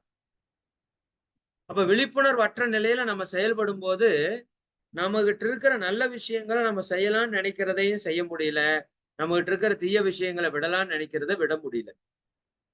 அப்ப எவர் ஒருவர் அந்த விழிப்பு நிலை அடையறதுக்கான முயற்சியில தீவிரமா ஈடுபட்டு அந்த நிலை அடையறதுக்கு வர்றாரோ, அவருக்கு ஆட்டோமேட்டிக்கா அவர் நினைத்ததை செய்யக்கூடிய வல்லமை அவருக்கு கிடைத்துவிடும். அப்ப அவர் தவறான விஷயத்தை ஆட்டோமேட்டிக்கா அதிலிருந்து தானாக விடுதலை பெற்று விடுவார். நிறைய பேர் இந்த நான்வெஜ் எப்படி விடுவீங்கன்னு என்கிட்ட வந்து கேட்பாங்க. நான் அடிக்கடி சொல்றது, நம்முடைய பயிற்சிகளை, தியானங்களை நீங்க தொடர்ந்து செஞ்சுட்டு வாங்க. நான்வெஜ்ஜை நீங்க விட வேண்டாம். அது தானா உங்களை விட்டு போயிடும். இது நான் சொல்லி பல பேர் இதுக்கு அனுபவ சாட்சியாக என்னால சொல்ல முடியும். மிக தீவிரமாக அதை எடுத்துக்கொண்டிருந்தவர்கள் கூட முற்றிலுமாக அதிலிருந்து விடுபட்டிருக்காங்க. என்ன என்ன காரணம்? ஒண்ணும் இல்ல. நீங்க பயிற்சியே தியானத்திலே, விழிப்பிலே நீங்க அதிகரிக்க அதிகரிக்க ஆட்டோமேட்டிக்கா அதுல இருந்து விடுபடக்கூடிய தன்மை இயல்பாக வரணும். நீங்க கஷ்டப்பட்டு போக வேண்டாம். இயல்பா வரணும். சரிங்களா? அப்ப அதற்கு ஒரு பிராக்டிஸ் வந்து நம்மளோட ஏஎஸ்ஆர் ஐயா குடுப்பாங்க. அது வந்து ஒரு ஓஷோவோட ஒரு அற்புதமான டெக்னிக்கு. நீங்க விழிப்பு நிலையோடு இருக்கிறதுக்கு இன்னைக்கு சில நுட்பங்களும் சொல்லணும்னு நினைச்சிட்டு இருக்கிறோம். அதுல முதல் நுட்பமா இதை எடுத்துக்கோங்க. சரிங்களா? முதல் நுட்பம் அப்படியே சொன்னது. இது 2வது நுட்பமா வச்சுக்கோங்க. அப்படியே என்ன சொன்னேன்? நாம எந்த ஒரு செயலை செய்யும் போதும் முழு கவனம், முழு 100% கவனம் அந்த செயல்ல. முடிஞ்ச வரைக்கும் ட்ரை பண்ணுங்க. அதே போல நான் மறுபடியும் சொல்றேன், குற்ற மனப்பான்மைக்கு, தாழ்வு மனப்பான்மைக்கு சத்தியமா வராதீங்க. இது வரும் உங்களுக்கு. தியானத்துல நிறைய பேர் விட்டுறதுக்கு காரணம் என்னன்னா, குற்ற மனப்பான்மைக்கு வந்துருவாங்க. தாழ்வு மனப்பான்மை. என்னடா எப்ப பார்த்தாலும் தியானம் பண்ணிட்டே இருக்கிற, வர்றதே இல்ல, அது பாட்டுக்கு அது அங்கேயும் இங்கேயும் போய் சுத்திட்டே கிடக்குது, எனக்கு தியானமே வராதுன்னு விட்டுட்டு ஓடிடும். தயவு செய்து அதை பண்ணாதீங்க. சரிதானுங்களா? அப்ப தியானத்துல நீங்க உட்கார்றீங்க, நான் சொன்னது போல முதல் நாள் நீங்க உட்காரும் போது 1000 எண்ணங்கள் வருதா? 2வது நாள் உங்களுக்கு ஒரு எண்ணம் குறைந்தாலும் நீங்க மிகப்பெரிய வெற்றியாளர். 3வது நாள் 2 எண்ணம் குறைந்தா அதைவிட பெரிய வெற்றியாளர். இப்படி நீங்க அமரும்போது 1000வது நாள் ஜஸ்ட் 3 வருஷத்துல நீங்க ஞானத்தை எட்டிவிட முடியும். அவ்வளவுதான். புரியுதா இல்லைங்களா? அப்ப அந்த விழிப்புணர்வோடு இருக்கிற தன்மையை இப்ப நம்ம 0ல இருக்கிறோம். அப்படி வச்சுக்கோங்க. சரிதானுங்களா? 0ல இருட்டு அறைக்குள்ள சிக்கி இருக்கிறோம். இப்பதான் ஒரு விளக்கை நீங்க பொருத்துகிறீர்கள். அல்லது ஒரு வாட்ஸ் பல்ப் அங்க எரிய வைக்கிறீங்க. ஒரு வாட்ஸ் பல்ப் எப்படி தெரியும்? அப்படிதான் தெரியும். இதே 100 வாட்ஸா இருக்கிறப்போ அந்த அறையே பிரம்மாண்ட வெளிச்சமா தெரியும். இப்ப நம்ம 1 வாட்ஸ் 1% விழிப்புக்கு வர்றதுக்கு முயற்சி பண்றோம். அந்த விழிப்பை நம்ம கொண்டாடணும்னு ஓஷோ ஒரு இடத்துல சொல்லுவாங்க. சரிங்களா? நீங்க விழிப்பு நிலையாக தியானத்துல இப்ப நீங்க சொல்றீங்க, என்னால தியானம் நல்லா வரலைன்னு. ஆனால் அந்த 1 க்ஷணம், 2 க்ஷணம், 10 செகண்ட், 20 செகண்ட் நீங்க விழிப்போடு இருந்ததையே நீங்க கொண்டாடணும். அப்ப நீங்க எத பாசிட்டிவா இருக்கிறத அதிகப்படுத்தணும்னா, நீங்க அதையே கொண்டாடணும். நெகட்டிவா யோசிக்க வேண்டாம். அதுதான் இயல்பு. அதுதான் நம்மோட இயல்பாக இப்ப இருக்குது. அப்ப நீங்க உதாரணத்திற்கு இப்ப நம்ம பேசுறத கேட்கணும்னு முழு கவனத்தோட ஈடுபடுங்க. இந்த பேசுறதுலயும் கேட்கறதுலயும் நம்ம அதிக விழிப்போடு இருப்பதற்கான வாய்ப்பு இயற்கையில இருக்கு. அதே போல நீங்க வாகனம் ஓட்டும் போது உங்களால மேக்சிமம் விழிப்பாக இருக்க முடியும். நான் என்னுடைய பிராக்டிகல் எக்ஸ்பீரியன்ஸ்ல நான் சொல்றேன். மற்ற விஷயங்களை விட வாகனம் ஓட்டும் போதோ, ஒரு சிந்தனையை நாம் கேட்கும் போதோ, அல்லது சிந்தனையை நான் பகிர்ந்து கொள்ளும் போதோ அதிக விழிப்போடு இருக்கிறதுக்கான சூழல் நமக்கு கிடைக்குது. மற்ற இடங்களை விட. அப்ப நம்ம இது போன்ற விஷயத்துல நம்ம கவனத்தை முழுமையாக இங்க செலுத்தணும். சரிங்களா? அப்ப நானு ஒரு சாப்பிடுறதுக்கு உட்கார்றேன் அப்படின்னா, அந்த முழு கவனத்தை சாப்பாடு. இப்ப நான் சாப்பாடு பார்க்கிறேன். அந்த பார்க்கிறத உணர்றேன். அந்த கைகளை எடுத்து அந்த உணவுல வைக்கிறேன். அதைய பிசையறேன். அல்லது பிச்சு சட்னியில தொடுறேன். அது என்னோட வாயில போட்டு கண்களை மூடி மென்று அதனுடைய அந்த ருசியை ருசித்து, ரசித்து, அனுபவித்து அதை சாப்பிடுறது. இதுதான் விழிப்புணர்வுடைய தொடக்க பயிற்சி. இதை செய்ய முடியாது. நீங்க சொல்றதுக்கு நல்லா இருக்கும் சார். இப்பவே எங்களுக்கு வாயில ஏதோ பச்சி வச்ச மாதிரி இருக்குன்னு இருக்கும். பட் நீங்க உட்கார்ந்து செஞ்சு பாருங்களேன். ஒரு வாய் எடுத்து வைக்கிறப்ப கவனம் இருக்கும். அப்புறம் மைண்ட் எங்கேயாவது ஓடி போய் அங்கேயும் இங்கேயும் ஓடுறதுக்கு ஆரம்பிச்சுரும். பரவாயில்லை, பரவாயில்லை. இன்னைக்கு காலையில் உட்கார்ந்ததுல ஒரு க்ஷணம் கூட விழிப்பு நிலை இல்ல நமக்கு. ஆனா இன்று இரவு உணவுல ஒரு க்ஷணம் விழிப்பு நிலை கிடைத்தது, நீங்க கொண்டாடுங்க. அப்ப மறுபடியும் முயற்சி. அது விழிப்பு நிலை அற்று போய் ஏதாவது பேசிட்டு இருப்போம், இல்லாட்டி ஏதாவது பண்ணிட்டு இருப்போம், மனசு எங்காச்சும் ஓடிட்டு இருக்கும். ஆனால் நீங்க இந்த சங்கல்பத்தை எடுத்திருக்கிற காரணத்தினால் மறுபடியும் அது உங்களுக்கு ஞாபகத்துக்கு வரும். தம்பி, நீ விழிப்புணர்வோடு இருக்கிறன்னு சொல்லிட்டு இப்ப எங்கேயோ ஊரை சுத்திட்டு இருக்கிற தம்பி, இப்ப கவனி தம்பி அப்படின்னு சொல்லும். அப்ப புடிச்சுக்குங்க. சக்சஸ். சரிதானா? மறுபடியும் அந்த உணவுல கவனம் வைக்கிறதுக்கு முயற்சி பண்ணுங்க. மறுபடியும் சொல்றேன், இது ஒரு சாதாரணமாக நிகழக்கூடிய நிகழ்வு அல்ல. மகான்களுக்கே பல போராட்டங்களுக்கு அப்புறம் கிடைத்த ஒரு நிகழ்வு. ஆனா நமக்கு அந்த அளவுக்கு போராட்டம் இல்லை. ஏன்னா அவங்களுக்கு ஒண்ணுமே தெரியாம இந்த போராட்டத்தோட வந்திருக்காங்க. நமக்கு அவங்க பல நுட்பங்களை நமக்கு வழங்குறாங்க. முயற்சி செய்வோம். சரிதானுங்களா? தியானத்திலே எப்படி ஒரு உயிரின் அசைவை நீங்க உணர்றதுக்கு முழு தீவிரத்தோடு ஈடுபடுகிறீர்களோ, அப்படி நீங்கள் உண்ணும் போது முழு கவனத்தோடு உண்ணுவது, குளிக்கும் போது முழு கவனத்தோடு குளிப்பது, நடக்கும்போது முழு கவனத்தோடு நடப்பது, ஒரு தேநீரோ அல்லது ஒரு இயற்கை பதநீரோ ஏதாவது நீங்க சாப்பிடும்போது முழு கவனத்தோடு அருந்துவது. சரிங்களா? அப்ப எந்த ஒரு செயலையும் முழு கவனத்தோடு, ஒரு மலம் கழிக்கும் போது அது முழு கவனத்தோடு கழிப்பது. வேற எந்த சிந்தனையும் இல்லாம. டாய்லெட் மிகப்பெரிய ஞானத்தை அடையறதுக்கான பிளேஸ். புரியுதா இல்லைங்களா? அந்த இடத்துல கவனத்தோட இருக்கவே முடியாது. ஏன்னா மத்த இடத்துலயாவது ஒரு ஒரு வேலை இருக்கும். அங்க போய் எந்த வேலையும் நமக்கு வேற இருக்காது வேற. புரியுதா இல்லைங்களா? அப்ப கண்ட எண்ணங்கள் அத்தனை கற்பனை காட்சிகளும் நமக்குள்ள பாய்ந்து பிச்சுக்கிட்டு வரும். அந்த இடத்துல தான் அத்தனை ஞானமும் அங்கதான் நமக்கு உதிக்கும். அஞ்ஞானம். சரிங்களா? அப்போ அந்த விதத்துல முயற்சி எடுப்போம். நாம அதனால என்ன பண்ணிக்கலாம்னா, நாம் செய்கின்ற ஒவ்வொரு செயலிலும் விழிப்பு நிலையோடு இருப்போம் அப்படிங்கிறத விழிப்புணர்வுன்னு ஒரு பேப்பர்ல எழுதிக்கோங்க. இன்னைக்கே கூட ஒரு 10 பேப்பர்ல எழுதி நம்ம எங்கெங்கெல்லாம் அதிகமா நேரம் ஸ்பெண்ட் பண்றோமோ, சரிங்களா? ஒரு செல்போனுக்குள்ள போறோம். செல்போனுக்குள்ள வந்து ஸ்கிரீன்ஷாட்டே விழிப்புணர்வுன்னு ஒண்ணு வச்சுக்குவோம். நெறைய தடவ நான் பண்ண தவறு என்னன்னா, செல்போனுக்குள்ள YouTubeக்குள்ள ஏதாவது ஒரு வீடியோ பார்க்கணும்னு மனசுல வச்சுட்டு உள்ள போவேன். போனா ஒரு 1 மணி நேரம் கழிச்சு தான் தெரியும், இந்த வீடியோ பார்க்கறதுக்கு தான் வந்திருக்கிறோம். நெறைய நேரம் எதுக்கு போனேன்னே தெரியாம வெளிய போயிருவேன். இது எவ்வளவு ஒரு விழிப்புணர்வற்ற ஒரு இருள் வாழ்க்கை பாருங்களேன். சரிதானா? அப்ப அங்க நமக்கு விழிப்புணர்வு அற்று போயிடுறோம் நம்ம. அதுல வரக்கூடிய YouTubeக்குள்ள போனோனையுமே அதுல 4 ஷார்ட்ஸோட வீடியோ முன்னாடி காமிக்கிறான். அது நம்ம எத ரெகுலரா ரசிச்சு பார்க்குறோமோ, அதை கொண்டாந்து முன்னாடி காமிச்சோனே, அதை தொட்டுட்டு அப்படியே மேல செல்போன தேய்ச்சுட்டே போறோம். எதுக்கு போனோம்னே தெரியாது. இது எல்லாம் தான் விழிப்புணர்வு அற்ற நிலை. Instagram நான் ஃபோட்டோ ஷேர் பண்ணுவேன். மற்ற WhatsAppல, Facebookலலாம் ஃபோட்டோ ஷேர் பண்ணோம்னா, நம்ம எங்க வந்து நிப்போம்னா, மறுபடியும் ஃபோட்டோ ஷேர் பண்ற இடத்துக்கு வந்து நிப்போம். இல்லாட்டி அதே இடத்துல நிப்போம். Instagram அப்படி பண்ணாது. Instagramல நீங்க ஃபோட்டோ ஷேர் பண்ணீங்கன்னா உங்களுக்கு தெரியும். Instagramல ஃபோட்டோ ஷேர் பண்ண உடனே அது என்ன பண்ணும்னா, அடுத்த ஒரு ரீல வந்து எடுத்து காமிச்சுரும். நீங்க ஷேர் ஆன அடுத்த செகண்ட் வேற ஒரு ரீல் உங்க கண்ல ஓடும்.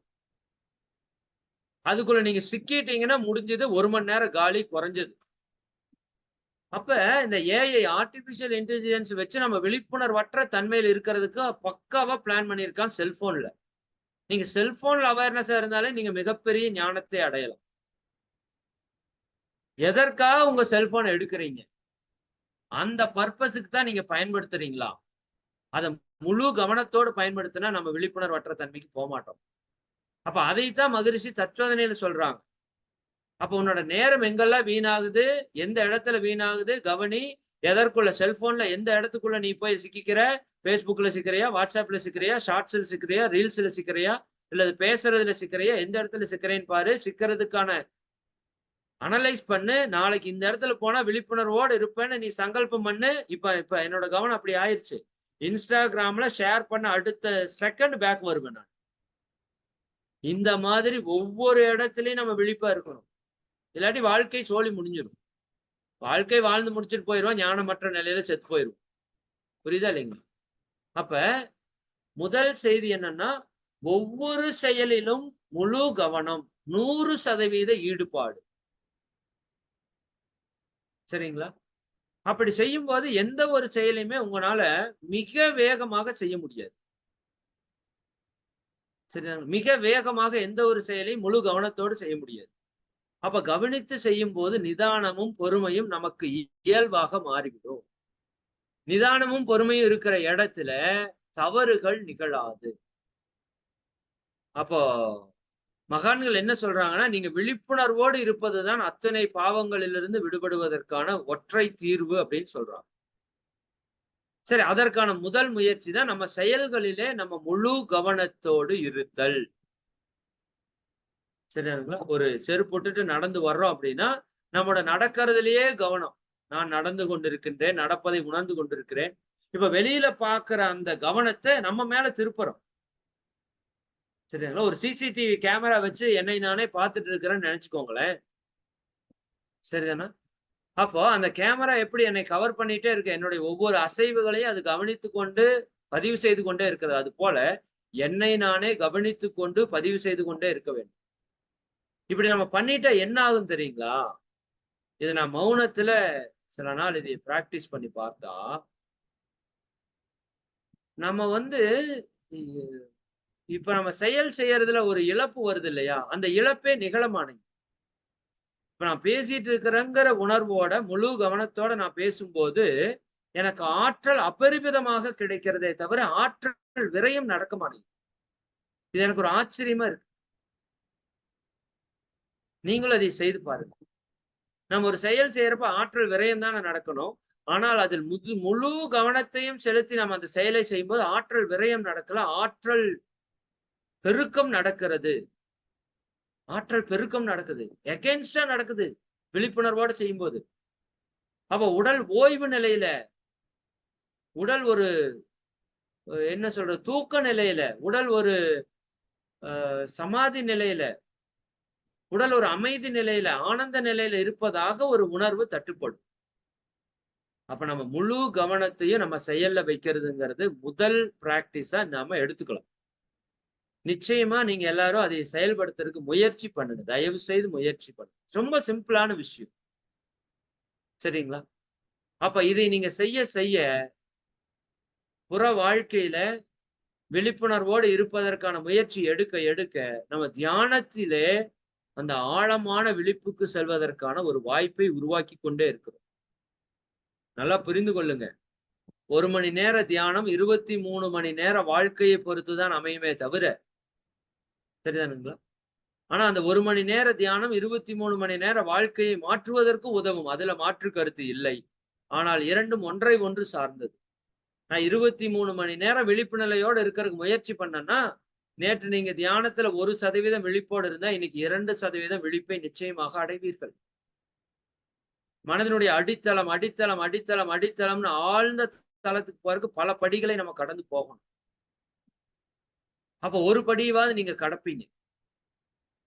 அப்ப அந்த படிநிலையை கொண்டு அடுத்த நாள் நம்முடைய வாழ்க்கையை அடுத்த அளவு விழிப்பு நிலைக்கு உயர்த்துவோம்.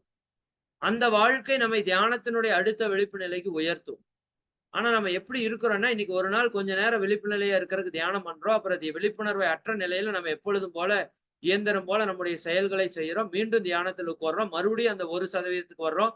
மறுபடியும் விழிப்பு நிலையை தொலைக்கிறோம். மறுபடியும் இப்படியே வாழ்நாள் முழுக்க தியானம் செய்து செய்து ஜான் ஏறுனா முளம் சறுக்கிற கதையா தான் நம்முடைய தியானத்தில் இருக்கிறோம். ஆனா வாழ்வியலை மாற்றுங்கள். வாழ்விலே விழிப்புணர்வோடு இருங்கள். செய்யற செயலில் முழு கவனத்தோடு 100% ஈடுபாட்டோடு இருப்பதற்கு முயற்சி செய்யுங்கள். ஒரு க்ஷணம் இருந்தாலும் உங்களை நீங்களே பாராட்டிக் கொள்ளுங்கள். எத்தனை நேரம் அது தவறினாலும் அதற்காக நீங்கள் கவலைப்பட வேண்டாம், வருத்தப்பட வேண்டாம், குற்ற உணர்வு கொள்ள வேண்டாம். மீண்டும் முயற்சி செய்யுங்கள். மீண்டும் முயற்சி செய்யுங்கள். ஒரு நாள் நீங்கள் அந்த ஞானத்தை அடைந்தே தீருவீர்கள் அப்படிங்கிறது ஞானிகளுடைய மிகப்பெரிய ஒரு வாக்கு. சரி, அடுத்த நிலையில நம்ம என்ன பண்ணலாம் அப்படின்னா, நம்ம ஏஎஸ்ஆர்ஐ அந்த டெக்னிக் கொடுப்பாங்க. நீங்க பழைய அன்பர்களா இருந்தா அந்த டெக்னிக்கை நீங்க கேட்டிருக்கலாம். அது என்ன டெக்னிக்னா, மிக அற்புதமான ஒரு டெக்னிக். கண்ணை மூடி அமர்ந்து கொள்ளணும்.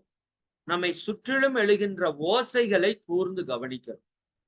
அது வேணா இன்னைக்கு நாம ஒரு 2 நிமிஷம் செய்து பார்க்கலாம். ரொம்ப இயல்பான விஷயம். பழைய அன்பர்களுக்கு இது நம்ம பிராக்டிஸ் பண்ணியிருக்கிறோம். சரிங்களா? இப்ப ஒரு 2 நிமிஷம் அந்த பிராக்டிஸ நான் உங்களுக்கு குடுக்கலான்னு நினைக்கிறேன். சரிதானுங்களா? 2 மினிட்ஸ். அதுக்கப்புறம் நம்ம ஸ்பீச் கன்டினியூ பண்ணுவோம். சரி, எல்லாரும் நேராக நிமிர்ந்து உட்கார்ந்து கொள்ளுங்க. கைகளை கோர்த்து வைத்துக் கொள்ளுங்க. கண்களை மூடிக்கொள்ளுங்க. தலை, கழுத்து, முதுகுத்தண்டு நேரா இருக்குதாங்கிறத கவனிங்க. இப்ப நம்முடைய உடலையே நாம் கவனிக்கிறோம்.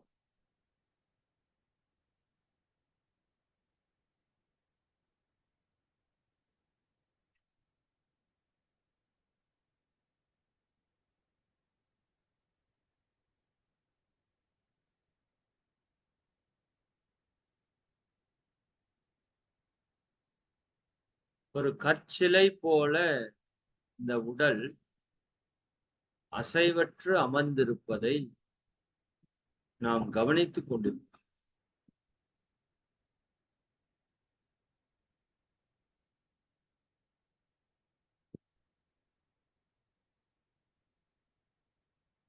இப்போ அந்த கவனிக்கிற தன்மையை உங்களை சுற்றி அப்படியே விரித்து கொண்டு வாங்க. அப்படியே விரித்து கொண்டு வாங்க. இப்ப உங்களை சுற்றி எழுகின்ற அந்த ஓசைகளை கூர்ந்து கவனிப்போம்.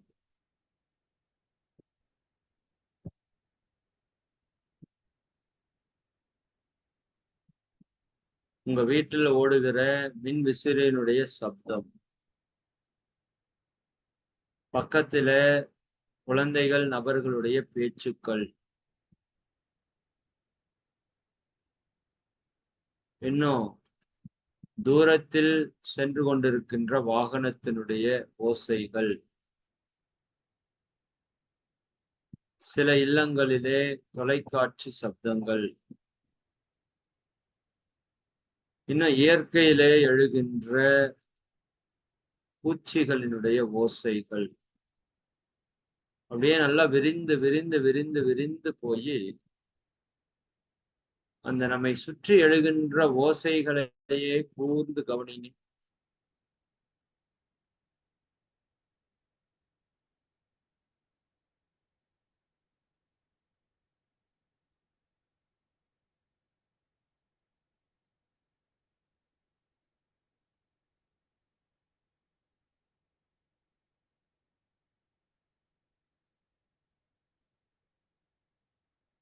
வெறுமனே கவனிக்கணும், எந்த ஒரு யூகித்தலும் வேண்டாம்.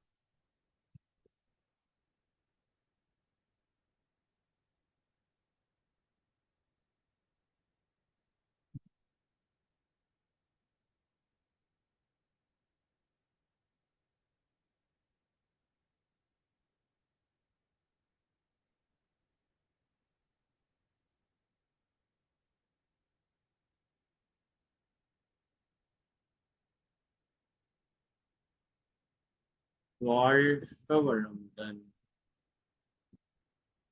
இப்போ உங்க எல்லாராலையும் உணர முடியும், நம்முடைய மனம் எண்ணங்களிலிருந்து முற்றிலும் விடுபட்டு இந்த சுற்றி எழுகின்ற ஓசைகளை கவனித்துக் கொண்டிருப்பதை உணர முடியும். வாழ்க வளமுடன். வாழ்க வளமுடன். மெதுவா கண்களை திறந்து தியானத்தை நிறைவு செய்து கொள்ளுங்கள். இப்ப உங்களுக்குள்ள ஒரு புரிதல் நிகழ்ந்திருக்கும். நம்ம சும்மா உட்கார்ந்து இருந்தோம் அப்படின்னா நம்முடைய மனம் ஏதாவது ஒரு எண்ண ஓட்டங்களை ஏற்படுத்தி கொண்டே இருக்கும். சரிங்களா? அப்போ இப்ப நம்ம அதுக்கு ஒரு வேலை கொடுத்தோம், நம்மை கவனிக்கிற பணி. ஆனா உண்மையாலுமே உங்க எல்லாருக்கும் ஒரு மிகப்பெரிய நன்றி என்னன்னா, நீங்க எல்லாருமே அந்த நிலையில கடும் முயற்சி செய்யற நபர்களா இருக்கிறீங்க. ஏன்னா இல்லாட்டி இந்த 2 நிமிஷத்துல நமக்கு நூற்றுக்கணக்கான எண்ணங்கள் வந்து போயிருக்கு. ஆனா உங்களுக்கு எல்லாருக்குள்ளே அந்த ஆர்வம், நீங்க அந்த உரையை கேட்கறதுல இருக்கிற முழு ஈடுபாடு, இது எல்லாமே இணைந்த காரணத்தினால நம்மால் அந்த 2 நிமிடம் வேறு எந்த விதமான எண்ணங்களும் இல்லாமல் அந்த சுற்றிலும் எழுகின்ற ஓசைகளை கவனிப்பதற்கு ஒரு வாய்ப்பை கொடுத்தது இயற்கை. அப்ப நீங்க அந்த கவனம் அதிகரிக்க அதிகரிக்க நம்முடைய விழிப்பு அதிகரித்துக் கொண்டே இருக்கிறது. இது ஒரு மிக அற்புதமான ஒரு டெக்னிக். சரிங்களா? நம்முடைய உடலை கவனிப்பது, உடலிலே ஓடிக்கொண்டிருக்கின்ற சுவாசத்தை, இதுதான் புத்தர் கொடுத்த மிகப்பெரிய தீர்வு. சுவாச கவனம் தானே. மொத்த புத்த நிலை அடையிறதுக்கு நீங்க சுவாசத்தை கவனித்தால் போதுன்ட்டு அவர் போயிட்டார். புத்தத்தன்மை அடைவதற்கு, அந்த ஞானத்தை அடைவதற்கு சுவாச கவனிப்பே போதுன்ட்டார் அவர். பட் அதை நம்ம செய்யணும். அதுதான் இங்க இம்பார்ட்டன்ட். புத்தர் சொன்னார், நல்லாதான் இருக்கு, நம்ம எவ்வளவு பேர் உட்கார்ந்து செஞ்சிருக்கிறோம். அப்ப இன்றிலிருந்து நாம் அதை செயல்படுத்தும் இல்லையா? அப்ப 2 டெக்னிக்கை நாம இப்ப வந்து சொல்லியிருக்கிறோம் நம்ம விழிப்பு நிலையோடு இருப்பதற்கு. இது அதிகாலையில் எழுந்து இந்த முயற்சி செய்து பார்த்தோம் அப்படின்னா, அதிகாலையில் அந்த இயற்கையினுடைய ஓசைகள், அந்த பறவைகளினுடைய சப்த அலைகள், இந்த பூச்சிகளினுடைய ரீங்காரங்கள், இதெல்லாம் நீங்க கேட்கும்போது இன்னும் ஆழமான விழிப்புத்தன்மை நம்மளுக்குள்ள நிகழ்வதற்கு ஆரம்பிக்கும். இது ஓஷோனுடைய ஒரு நுட்பம், ஒரு டெக்னிக். ஆனா மிக அற்புதமாக மன அமைதி உங்களால் அடைய முடியும் இந்த பிராக்டிஸ்ல. சரிங்களா? இது நம்முடைய ஆக்னை தியானத்திற்கு இணையான ஆற்றலை நமக்குள்ள ஏற்படுத்தக்கூடிய வல்லமை கொண்டது. அப்போ நம்ம வந்து 2 விஷயத்த பிராக்டிஸ்ல பார்த்திருக்கிறோம். அப்ப இந்த 48 நிமிடத்திலே ஞானம் பெறுவதற்கான ரகசியம் அப்படிங்கிற ஒரு சிந்தனை இன்னும் கொஞ்சம் நான் சொல்ல வேண்டியது இருக்கு. அது இந்த உரையிலேயே முடிக்கிறதுக்கான வாய்ப்பு குறைவா இருக்கு. நம்ம அடுத்த வாரம் இந்த உரையை நம்ம வந்து கண்டினியூ பண்ணுவோம். இது ஒரு தொடர் விஷயமாக கூட நம்ம வைத்துக் கொள்ளலாம்.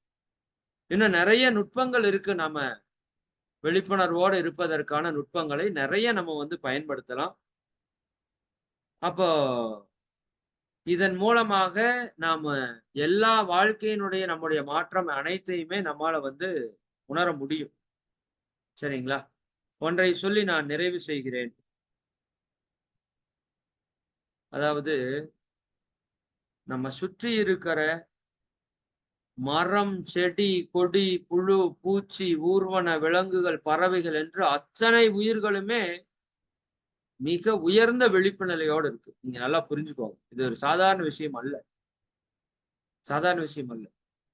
நீங்க ஒரு மான் பாருங்க, அது ரொம்ப ஒரு அவேர்னஸா இருக்கு. ஒரு முயல் பாருங்க, தான் இருக்கிற உணர்வு நிலையில அவேர்னஸா இருக்கு. அப்படி ஒவ்வொரு உயிருமே ஒரு அவேர்னஸ் நிலையில தான் இருக்கு. ஆனா, எந்த ஒரு உயிர் முற்றிலுமாக அவேர்னஸ பெறுறதுக்கு வந்ததோ, அது மொத்த விழிப்பு அற்று மயக்கத்துல கிடக்கிறோம். இதுதான் இப்ப இங்க இருக்கிற ஒரு மிகப்பெரிய துன்பத்திற்கு அடிப்படையா இருக்கு. ஒரு மரம் கூட விழிப்பு நிலையோடு இருக்குதுன்னு சொல்லுவாங்க. அந்த உணர்வு நிலையோடு இருக்குதுன்னு சொல்லுவாங்க. மரத்த வெட்டுறதுக்கு போனோம்னா, அதனுடைய அதிர்வுகள் மாறுறதாக இன்னைக்கு விஞ்ஞான பூர்வமாக என்ன பண்ணியிருக்காங்க? கண்டுபிடித்திருக்கிறார்கள். சரிங்களா? ஒரு மரத்த நீங்க வெட்டலான்னு யோசிச்சா கூட அதுக்கு தெரிஞ்சிருமாமா. அதற்குள்ள ஒரு பய உணர்வு தோன்றுங்கிற அளவுக்கு அது அவேர்னஸோட இருக்குது. சரிங்களா? மற்ற உயிர்கள் கூட ரொம்ப ரொம்ப அவேர்னஸா இருக்குது.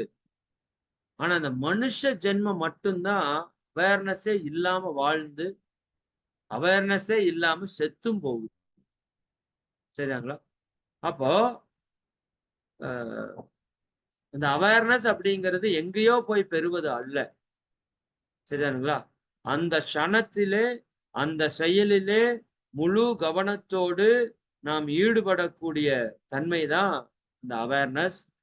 அதை நிச்சயமா நம்ம இந்த வாரம் குடுத்த அந்த 2 விஷயங்கள நம்ம ட்ரை பண்ணிட்டு வருவோம். நிச்சயமா இது நமக்குள்ள இந்த 1 வாரத்துல ஒரு பெரிய விழிப்பு நிலைய ஏற்படுத்திரும். சரிதானுங்களா? அப்போ நாம எந்த அளவுக்கு விழிப்பு நிலையோடு இருக்கிறோமோ, அந்த அளவுக்கு நம்ம இறைத்தன்மைக்கு நெருங்கி, நெருங்கி, நெருங்கி, நெருங்கி சென்று கொண்டே இருக்கிறோம். உதாரணத்துக்கு இன்னைக்கு வேணா நீங்க என்ன பண்ணுங்க, இந்த நிகழ்ச்சி முடிஞ்சதுக்கு அப்புறம் உங்களுடைய வாட்ச போய் பாருங்க.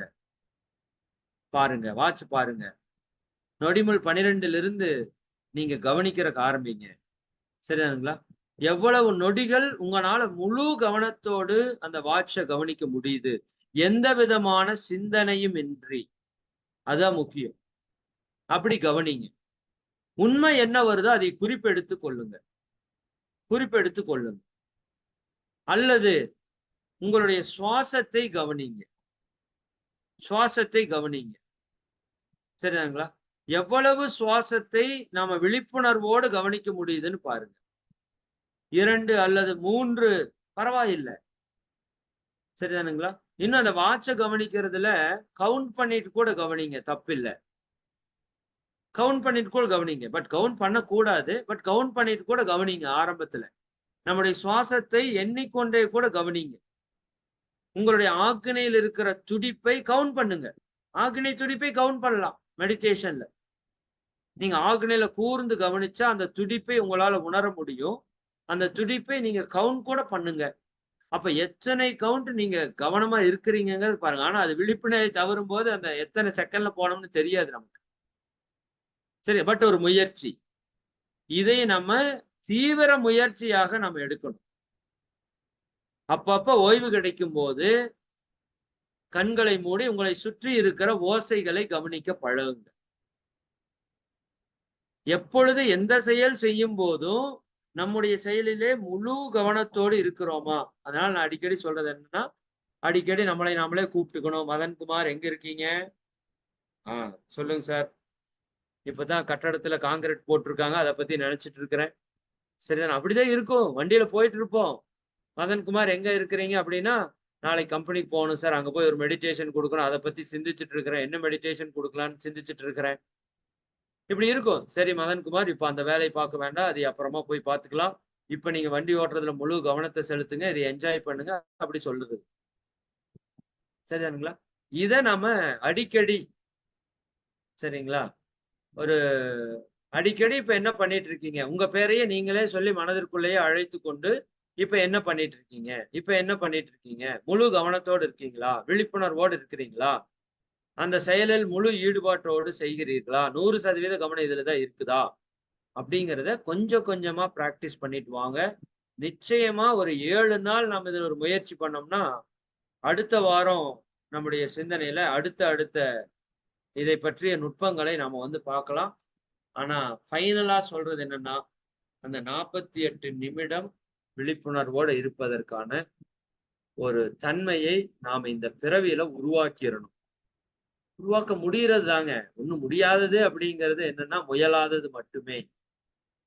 முடியாதது என்பது முயலாதது மட்டுமே. முயற்சி செய்வோம். அதுக்குள்ள அத்தனை இன்பமும் கிடைக்கும்னா, அப்புறம் என்னங்க பிரச்சனை? சரிதானே? துன்பமற்ற வாழ்க்கை வந்து போயிரும். விழிப்போட வந்துட்டோம்னா, நாம யாரையும் துன்பப்படுத்த மாட்டோம். யார் எந்த துன்பம் கொடுத்தாலும் அதிலே பாதிக்கப்படவும் மாட்டோம். இதுதான் விழிப்புணர்வுடைய உச்சநிலை. எப்பொழுதும் அந்த பேரானந்த, இன்ப உணர்விலேயே லயித்திருப்போம். இத தவிர வேற என்னங்க வேணும்? இதுக்கு தானே இத்தன முயற்சி பண்றோம். சரி முயற்சி செய்து பார்ப்போம். சரிங்களா? அடுத்த வாரம் நீங்க வாய்ப்பு இருந்தா, ஹேண்ட் ரைஸ் பண்ணி உங்களோட அனுபவத்த சொல்லுங்க. நானும் இந்த வாரம் கொஞ்சம் தீவிர முயற்சிய எடுக்கிறேன். முயற்சியில இருக்கிறேன். பட் இன்னும் கொஞ்சம் தீவிர முயற்சி நம்ம எடுக்கணும். சரிதானுங்களா? பார்ப்போம். அடுத்த வாரத்திற்குள்ள நம்மளோட தன்மை எந்த அளவுக்குள்ள ஒரு விழிப்புணர்வுக்கு மாற்றத்தை வந்திருக்குது அப்படிங்கிறத நம்ம செக் பண்ணுவோம். சரிங்களா? அடுத்த வாரம் இதனுடைய தொடர் சிந்தனையை நம்ம சிந்திப்போம் என்று கூறி, அனைவரையும் வாழ்த்தி நிறைவு செய்வோம். அனைவரும் தியான நிலைக்கு வருவாங்க. எல்லாம் வல்ல அருட்பேராற்றலினுடைய கருணையினால் நீங்களும் உங்கள் அன்பு குடும்ப உறுப்பினர்கள் அனைவரும் உடல் நலம், நீலாயுள், நிறை செல்வம், உயர் புகழ், மெய்ஞானம் ஓங்கி, இறை உணர்வு, அறநெறி, கல்வி, தனம், தானியம், இளமை, வலிவு, துணிவு, நன்மக்கட்பேர், அறிவில் உயர்ந்தோர் நட்பு, அன்புடைமை, அகத்தவம், அழகு, புகழ், மனித மதிப்புணர்ந்து ஒழுகும் பண்பு, பொறையுடைமை எனும் பேறு 16 பெற்று பெருவாழ்வு வாழ்க. வாழ்க வளமுடன், வாழ்க வளமுடன், வாழ்க வளமுடன். சரி, மிக்க மகிழ்ச்சி நண்பர்களே.